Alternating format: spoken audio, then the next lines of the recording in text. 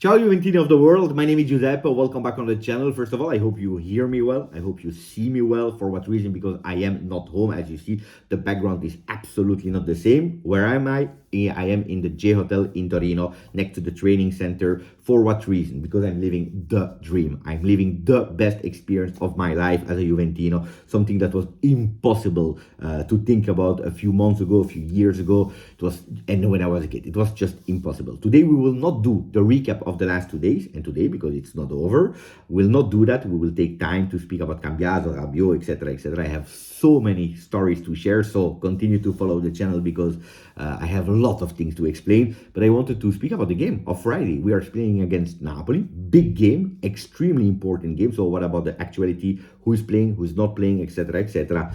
But also giving you an update about the Mercato, because yesterday I heard about some names that could potentially arrive in January, some people arriving in June, but other people that could possibly leave. And the names that I will mention you, well, if it's true what the papers are saying, they could potentially break the heart of a lot of Juventini. But before speaking about actuality about Mercato, just let me say one thing, because I was at the Golden Boy on Monday night, and I was listening to the words of Federico Gatti that said, the reason why I kissed the badge of Juve is because since I arrived at Juve, it totally changed my life. And I was actually comparing it a bit with my story, and I have to admit that Juventus also changed totally my life. First of all, because the club made me a supporter of Juventus, of football, so thank you, Juve.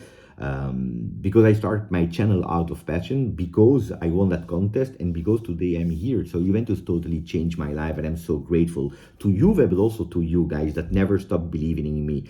And I went back to a comment of April 2021 from Brad Buster that said, Beppe, don't stop dreaming.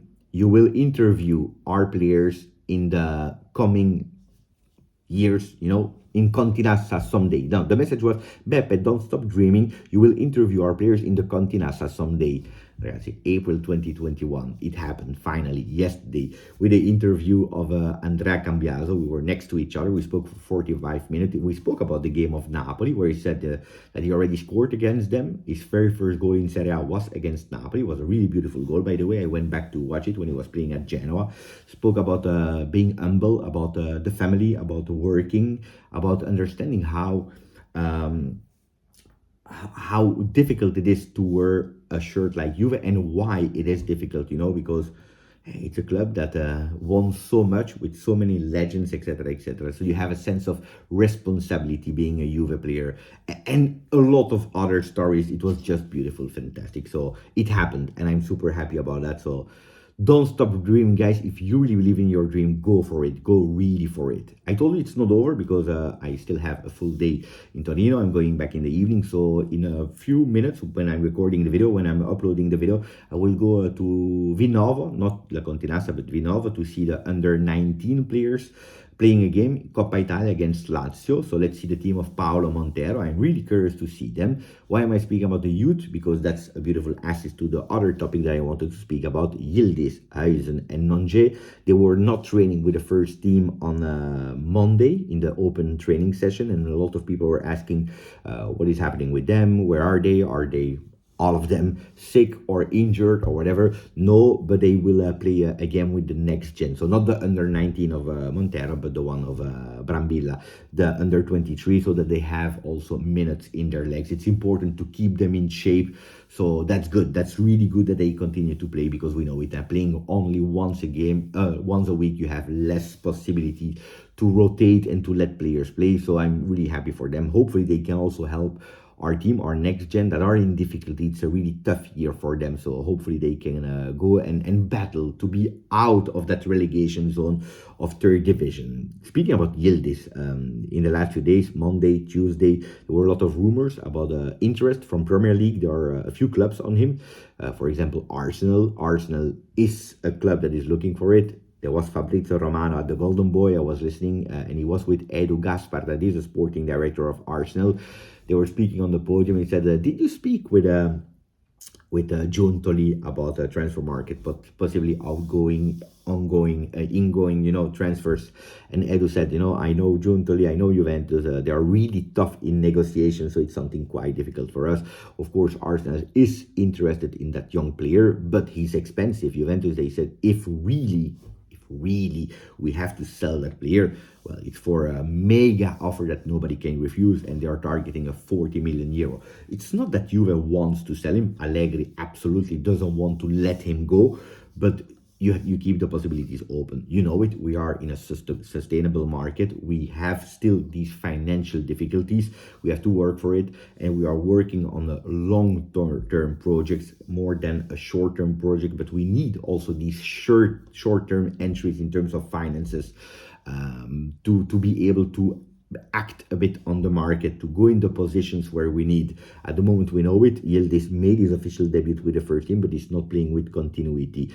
I don't believe that Yildiz will leave in January. I don't believe that he will leave in June. Of course, it's always about project, what you are able to offer in terms of career path for that player.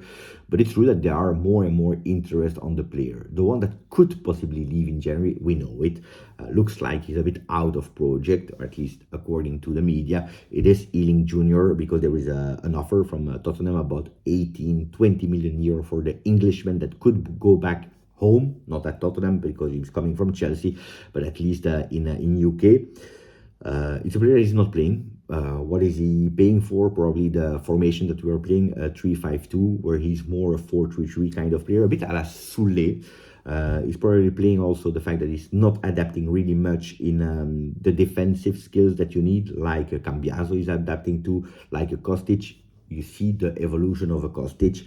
And probably also because we are playing a game where a way of playing where we are not winning 3-0, 4-0. So there are always tense moments where you really need to play until the end with the maximum concentration. But it's a player that is asking for playing time, which is correct. We are asking for money, which is correct.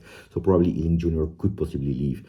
And I would also say, why not? Okay, if you are going towards player like Sudakov, that is a player that Juventus is extremely interested in. But of course, if you want to have Sudakov, you need to sell. And Ealing Jr. is one of these players. 25 million euro could be the potential price for the player. Sancho, we spoke about it, but he's way too expensive and it's just for a loan. Berardi is blocked by Sassuolo, so really difficult. So the talent from Shakhtar could be a possible solution, but first you need to sell, and Ealing Jr. is one of these players. For Sudakov, I would be okay, I would be happy. On the other side, if we are speaking about players like Thomas Müller, because yesterday Bild, the German paper, was really speaking about the German guy. Well, ragazzi, interest from Juve for next year because he will be out of contract. He's already 34. That means that next year will be 35. It's tough, huh? I never say never in life. It's a player that I really like. He has a football IQ that is super, super great.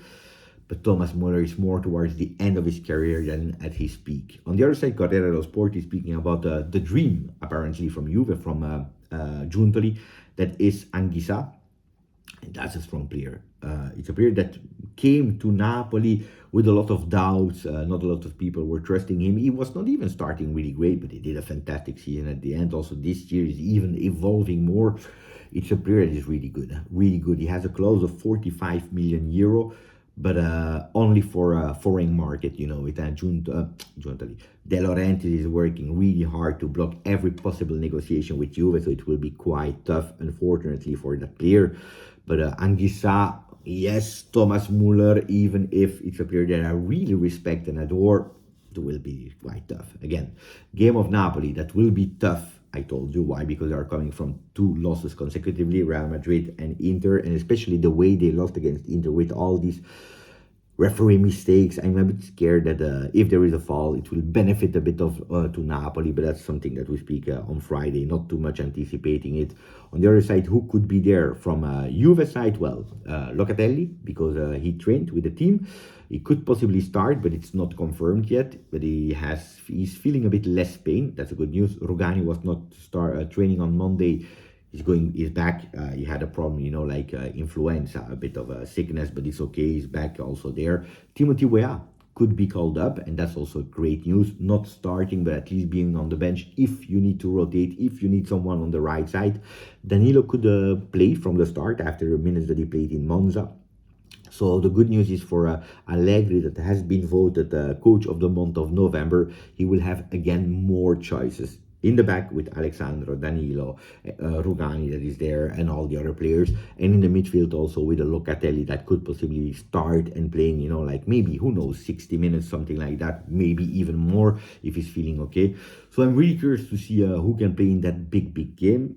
Continue to support the channel, ragazzi, because as we saw in the message of Brett Buster, sometimes dreams are really happening, and when you read them, when you see them, they are giving you the strength to believe in your dream. So thank you for the maximum of like, for all the support, and we see each other when I'm back in Belgium this evening. Maybe if it's not too late with a live, otherwise it will be tomorrow morning. Grazie, forza Juve from the fantastic G Hotel.